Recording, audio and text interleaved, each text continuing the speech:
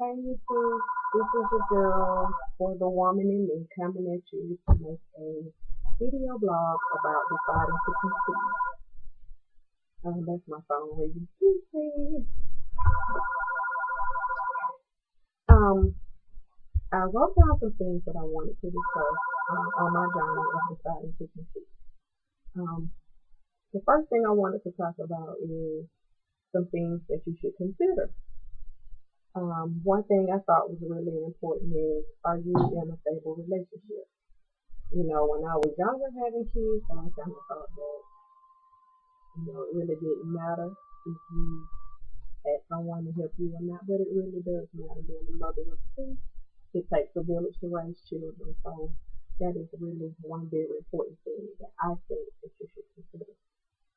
Um, and if you are in a stable relationship, how does your spouse or your significant other feel about having a child or another child? That's something you want to sit down and talk about. And I think that you guys should compromise on that decision. And your age, the woman's age. If you haven't had kids or you're thinking about having another one, if you're at a certain age, you might want to kind of get the ball rolling if you're kind of over the age of 35. Um, in my case, the things that have kept me from deciding to want to conceive is I was still kind of angry. I needed, it took me a while. I needed to grieve. I needed to grieve. I was angry. And after making my first video, I decided to think about what was making me angry. And one of the things was, trying again, just being fearful of trying to conceive again and possibly losing that pregnancy. So I hid behind anger so that I wouldn't try, so that I wouldn't be afraid. A lot. Another thing that I feared was the changes in my body. Before I started having kids, I used to be 97 pounds, 0 5 0. After my first son, I went into a size 5. I thought I was fine, 110 pounds. The second pregnancy, I, after he was born, I was in a size 8, 145 pounds. And currently, I am in a size 12. So I'm kind of afraid of the body changes. You know, having my first son going from an A cup up to pregnant back in a D. You know, so the stretch marks, the wrinkled stomach, all of those things. Just I've gotten accustomed to what I have now. I finally have gotten happy and learned to accept this body, and just going through that change again and trying to adjust to that change.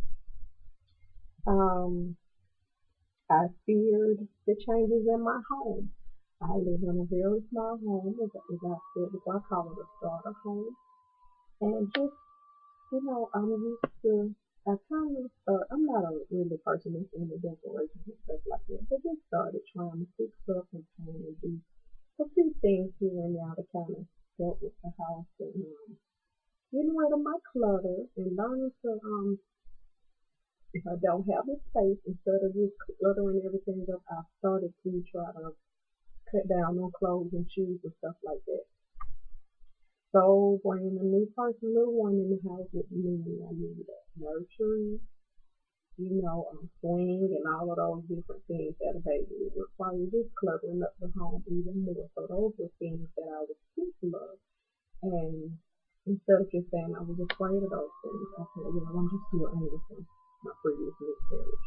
But I realize now that though I was just a little fearful of a lot of things. And I worry, about having support.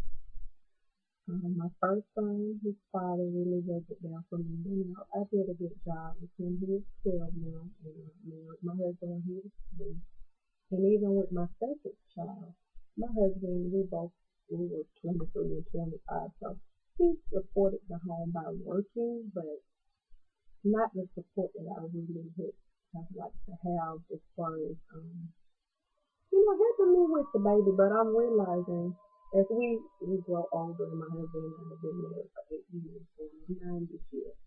I realized that if I tell him my needs and what I need help with, then he's more than willing to accommodate me, and I wasn't verbal enough. And I'm learning to verbalize, and that's part of my therapy, doing the YouTube channel. It's just coming out of my shell and learning to speak on my feelings and not holding everything inside.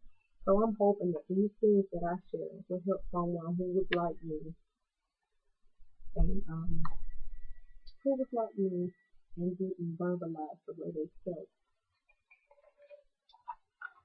I think the pluses of having a baby, the positive aspects it would be an experience that my husband, my kids, and my family that we all could enjoy a new life. In 2007, my father was killed, so we have grieved that loss, and we've had a few other losses in the family. Since then, just having a break instead of claiming for a funeral, that would be nice for the entire family. Every birth is a miracle, it's a blessing. Um, and I think it would help to bring our family closer. You know, so those would be the positive things I would think conceiving would bring.